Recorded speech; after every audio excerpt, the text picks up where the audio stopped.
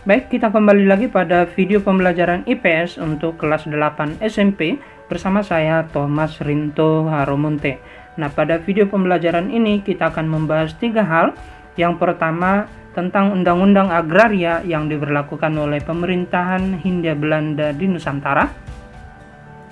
Lalu yang kedua, berbagai perlawanan terhadap Portugis.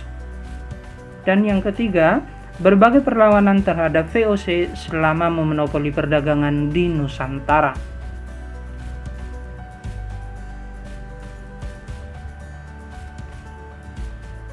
Kita langsung saja pada bahasan kita yang pertama, yaitu Undang-Undang Agraria.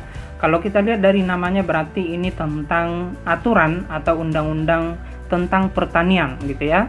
Pertanian yang diberlakukan di Nusantara oleh pemerintahan Hindia Belanda. Nah, jadi Undang-Undang Agraria ini merupakan perwujudan dari gagasan kaum liberal di Belanda. Jadi, kaum liberal di Belanda menyampaikan gagasan mereka tentang perlunya penerapan prinsip liberalisme ekonomi, kebebasan ekonomi maksudnya ya, di daerah jajahan. Menurut mereka bahwa kehidupan perekonomian akan berjalan lancar jika ada 3 ketentuan yang harus dipenuhi. Menurut mereka, ketentuan-ketentuan itu yang pertama, bahwa swasta memiliki hak untuk mempunyai alat-alat produksi. Jadi pihak swasta diberi kebebasan untuk memiliki alat-alat produksi, alat-alat pendukung kegiatan produksi gitu ya. Lalu ketentuan yang kedua, anggota masyarakat bebas untuk melakukan tindakan ekonomi. Tidak ada penekanan, tidak ada batasan, tidak ada pengekangan gitu ya. Lalu yang ketiga, ketentuan yang ketiga, pemerintah tidak mencampuri urusan rumah tangga perekonomian. Jadi dalam hal ini, pemerintah cukup menerima hasil, tidak terlalu mencampuri segala proses yang terjadi pada rumah tangga perekonomian. Nah, berdasarkan hal tersebut, pihak pengusaha swasta diberi kebebasan seluas-luasnya menjalankan roda perekonomian di wilayah Hindia Belanda. Nah, jadi sebagai perwujudan dari kemenangan kaum liberal atas gagasan yang mereka sampaikan, pemerintah mengeluarkan Undang-Undang Agraria pada tahun 1870. Nah, Undang-Undang Agraria ini berisi tentang pokok-pokok aturan pertanian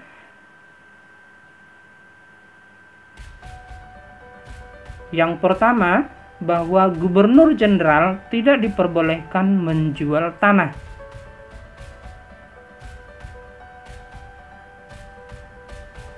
Yang kedua, Gubernur Jenderal dapat menyewakan tanah menurut ketentuan yang diatur dalam Undang-Undang Agraria tersebut.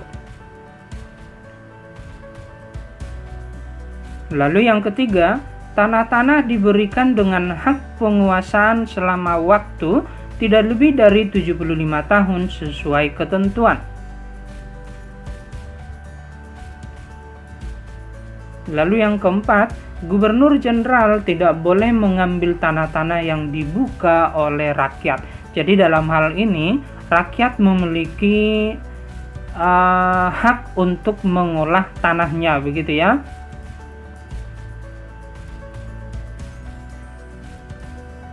Nah, jadi tujuan pemberlakuan Undang-Undang Agraria, tujuan yang pertama, melindungi hak milik petani atas tanahnya dari penguasaan pemodal asing. Jadi, pemodal asing itu dibatasi untuk menguasai tanah-tanah yang ada di Nusantara. Itu tujuan yang pertama. Tujuan yang kedua, memberi peluang kepada pemodal asing untuk menyewa tanah dari penduduk Indonesia. Jadi yang menyewakan adalah penduduk, begitu ya. Dan ini berbeda dengan masa-masa yang sebelumnya bahwa sistem sewa tanah yang diberlakukan oleh Raffles misalnya, yang menyewakan adalah pemerintah, yang memberi sewa itu adalah masyarakat. Artinya yang membayar sewa adalah masyarakat. Nah, beda dengan Undang-Undang Agraria ini, yang membayar sewa bukan masyarakat tetapi pemodal asing gitu ya. Nah, lalu tujuan yang ketiga, membuka kesempatan kerja kepada penduduk Indonesia terutama di bidang buruh perkebunan.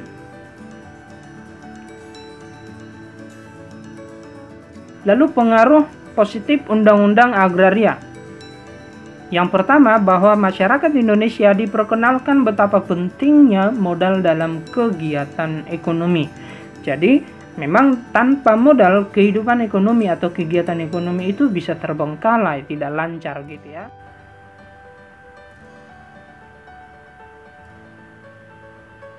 Kita lanjut yang kedua, yaitu perlawanan terhadap kolonialisme dan imperialisme.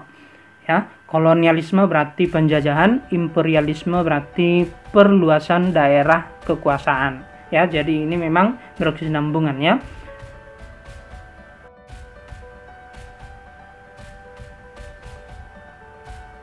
Yang pertama, kerajaan Ternate yang melawan Portugis pada tahun 1529. Nah, jadi hal ini yang menjadi faktor penyebabnya adalah Portugis yang menghalang-halangi perdagangan antara kerajaan Banda dengan kerajaan Tidore gitu ya. Nah, di mana Portugis menembaki perahu dari Banda yang akan membeli cengkeh dari Tidore gitu ya. Nah, Tidore tidak berterima dengan tindakan armada Portugis tersebut, lalu melakukan perlawanan terhadap Portugis. Nah, apa yang dilakukan oleh Portugis? Siasat apa yang dilakukan untuk menghadapi Tidore, yaitu dengan melakukan politik adu domba gitu ya, mengadu domba antara kerajaan Ternate dengan kerajaan Tidore. Nah, kita tahu pada masa itu kerajaan Ternate dengan kerajaan Tidore sedang memiliki hubungan yang kurang baik. Nah, itu dimanfaatkan oleh Portugis dengan cara mendekati Ternate lalu menghasut kerajaan Ternate untuk memusuhi Tidore gitu ya. Nah, memang pada kenyataannya Portugis mendapatkan dukungan dari Ternate juga dari kerajaan Bacan untuk melawan kerajaan Tidore, dan pada akhirnya kerajaan Tidore itu berhasil mereka kalahkan gitu ya. Nah, pada akhirnya juga memang rakyat Maluku sadar bahwa Portugis hanya akan merusak perdamaian baik di kerajaan Ternate maupun kerajaan Tidore gitu ya.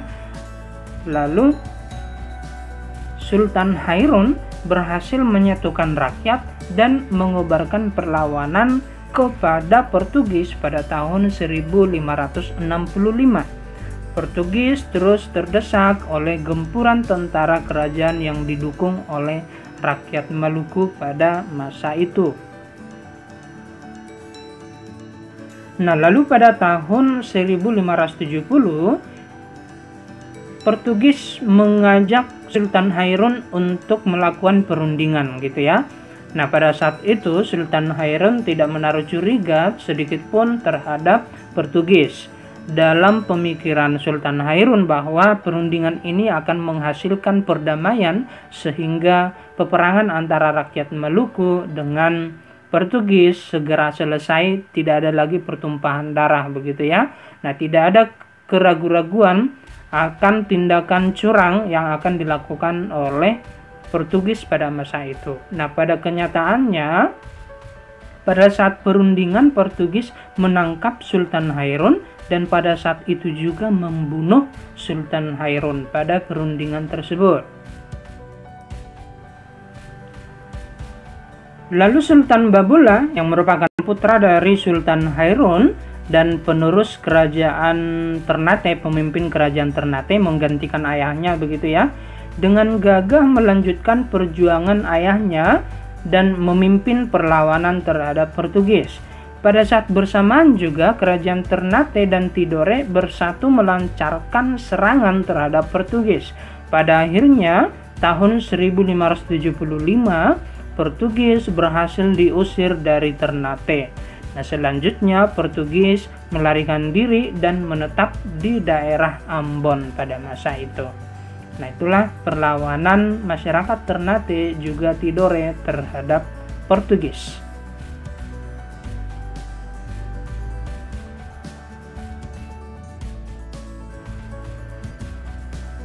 Lalu selanjutnya perlawanan Aceh terhadap Portugis. Nah, kita tahu bahwa pada saat Portugis memonopoli perdagangan atau menguasai perdagangan di wilayah Sumatera termasuk juga di Aceh, kerajaan Aceh ini sudah memiliki kekuatan, keunggulan sehingga lebih susah dimasuki ataupun susah ditumpas oleh Portugis pada masa itu. Alasannya adalah bahwa pada masa itu kerajaan Aceh sudah bersekutu atau bekerja sama dengan Turki, Persia, dan India sehingga mereka sudah lebih kuat daripada kerajaan-kerajaan yang lainnya. Lalu yang kedua, kerajaan Aceh memperoleh bantuan kapal, prajurit, dan bahan makanan juga dari pedagang muslim di Pulau Jawa sehingga mereka mendapatkan bantuan baik prajurit, kapal, termasuk juga bahan makanan. Lalu yang ketiga, kapal Aceh dilengkapi dengan persenjataan yang cukup baik dan prajurit yang tangguh sehingga memang ini jauh lebih sulit dihadapi oleh Portugis daripada kerajaan-kerajaan yang lain.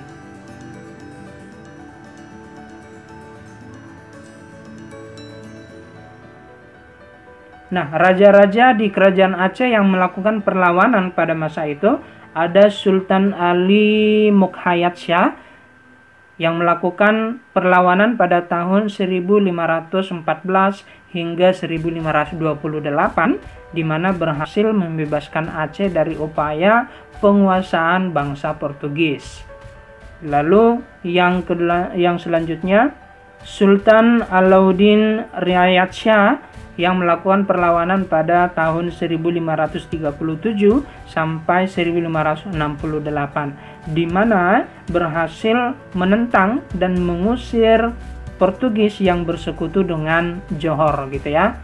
Lalu yang ketiga Sultan Iskandar Muda yang melakukan perlawanan pada tahun 1607 sampai 1636.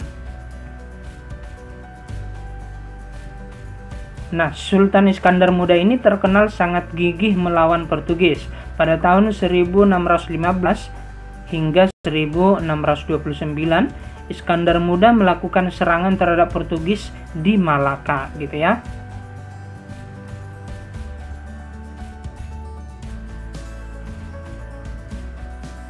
Nah, kemunduran Aceh mulai terlihat setelah Iskandar Muda wafat dan penggantinya adalah Sultan Iskandar Thani pada tahun 1636 sampai 1841 memerintah kerajaan Aceh. Nah, pada saat Iskandar Thani memimpin Aceh masih dapat mempertahankan kebesarannya. Tetapi setelah Aceh dipimpin oleh Sultan Safiatuddin, penerus dari Iskandar Thani tadi, ya, pada tahun 1641 sampai 1675 Aceh tidak dapat berbuat banyak lagi dan tidak dapat lagi mempertahankan kebesarannya di wilayah Aceh.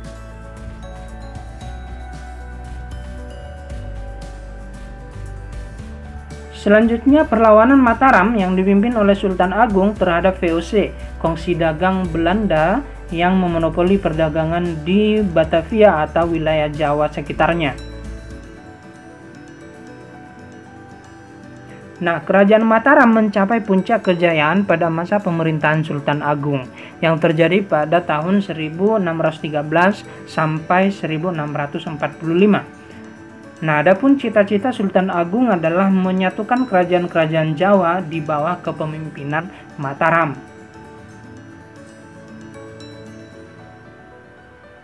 Nah, apa alasan kerajaan Mataram menyerang VOC dari Batavia atau dari Jakarta? Alasan yang pertama, untuk mengusir Belanda dari tanah air Indonesia. Lalu yang kedua, Belanda sering merintangi perdagangan antara Mataram yang melakukan perdagangan di Selat Malaka. Lalu alasan yang ketiga, Belanda melaksanakan monopoli perdagangan yang memang sangat merugikan kerajaan pada masa itu. Monopoli perdagangan artinya Belanda yang menentukan harga, masyarakat termasuk juga kerajaan sangat dirugikan. Nah, Sultan Agung mengadakan penyerangan ke Batavia pertama kali pada tahun 1628. Pasukan pertama dipimpin oleh Tumenggung Bahurekso.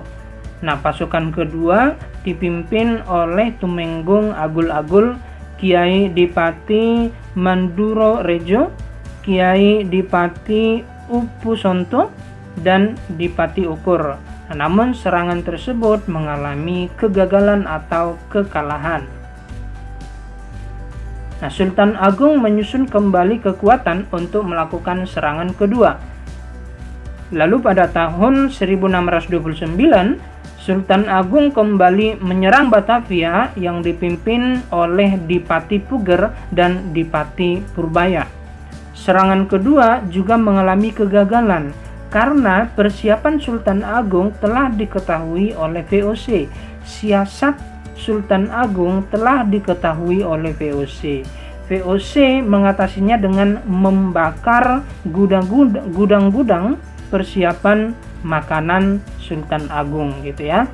Dalam peperangan itu juga pimpinan VOC yaitu Koen meninggal akibat penyakit kolera, dan itu juga yang mengakibatkan tentara Mataram mundur dari Batavia karena mereka takut terserang penyakit kolera tersebut. Kemudian perlawanan rakyat Mataram dilanjutkan oleh yang pertama ada Trunojoyo tahun 1674 sampai 1709. Lalu yang kedua perlawanan untuk Suropati 1674 sampai 1706. Lalu yang ketiga ada perlawanan Mangkubumi dan Mas Said yang dilakukan pada tahun 1474 sampai 1755.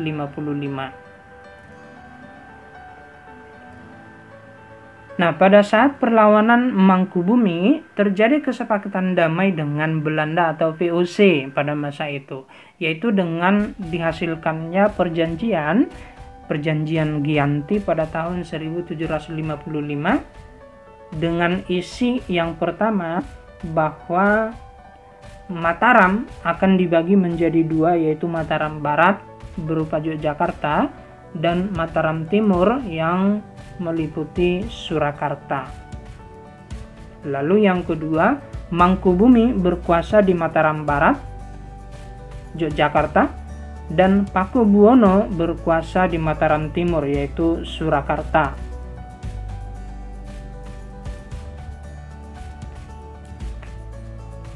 Selanjutnya Banten melawan VOC.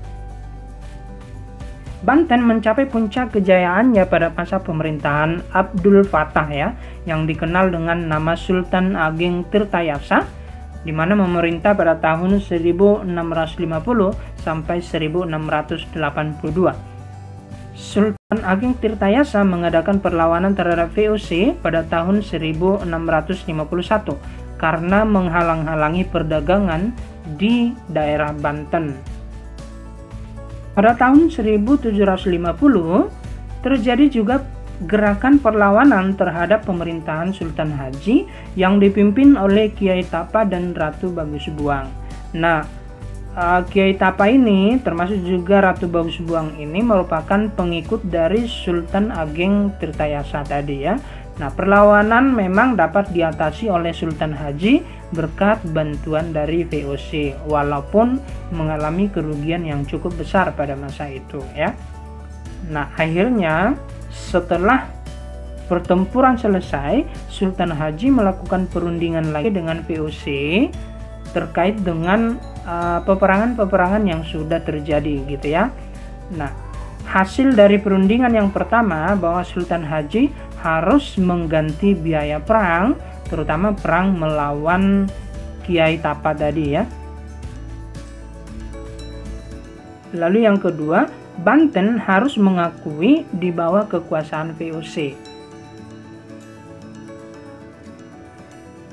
Lalu yang ketiga, kecuali VOC, pedagang lain dilarang berdagang di Banten. Jadi memang VOC betul-betul memonopoli perdagangan di Banten, tidak memberi peluang kepada pedagang lain selain VOC gitu ya. Lalu yang keempat, Kepulauan Maluku tertutup bagi pedagang Banten. Baik, yang terakhir adalah Makassar melawan VOC. Nah, Makassar berkembang pada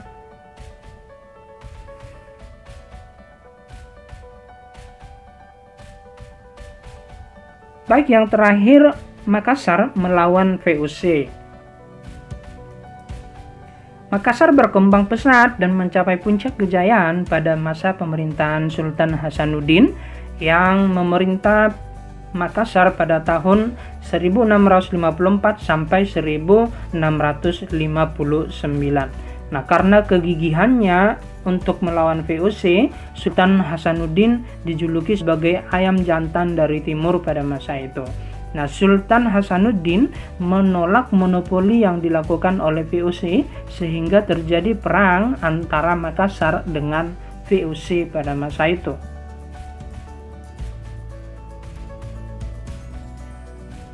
Nah, peperangan berlangsung 3 kali.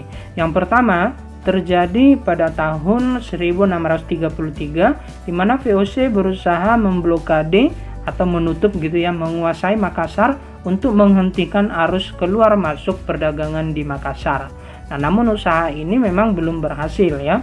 Pertempuran kedua terjadi pada tahun 1654, di mana serangan ini juga belum berhasil memukul ataupun mengusir VOC dari Makassar.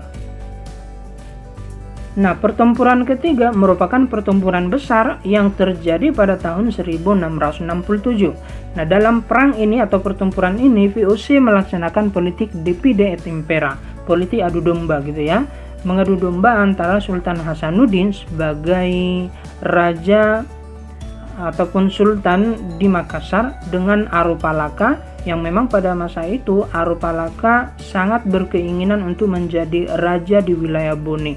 Wilayah Bone ini adalah wilayah yang dikuasai oleh Sultan Hasanuddin pada masa itu. Wilayah kekuasaan Makassar pada masa itu ya. Nah, pada waktu itu Sultan Hasanuddin berhasil dipaksa menandatangani perjanjian Bongaya pada tahun 1667. Yang mana isi dari perjanjian Bongaya tersebut adalah yang pertama, Makassar mengakui kekuasaan VOC. Lalu yang kedua, VOC memegang monopoli perdagangan di wilayah Makassar. Yang ketiga, Arupalaka dijadikan sebagai raja di wilayah Bone.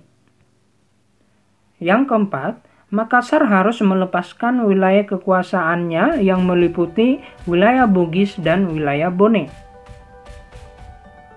Dan yang kelima, Makassar harus membayar biaya perang VOC. Nah, artinya bahwa segala biaya kerugian yang dialami oleh VOC selama melawan Makassar itu ditanggung oleh kerajaan Makassar, begitu ya. Nah, itulah perjanjian Bongaya yang mana memang sangat merugikan kerajaan Makassar yang dipimpin oleh Sultan Hasanuddin pada masa itu.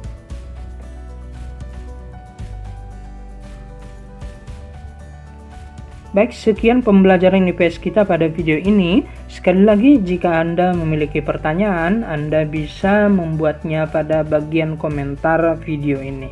Akhir kata, saya mengucapkan selamat belajar dan tetap semangat.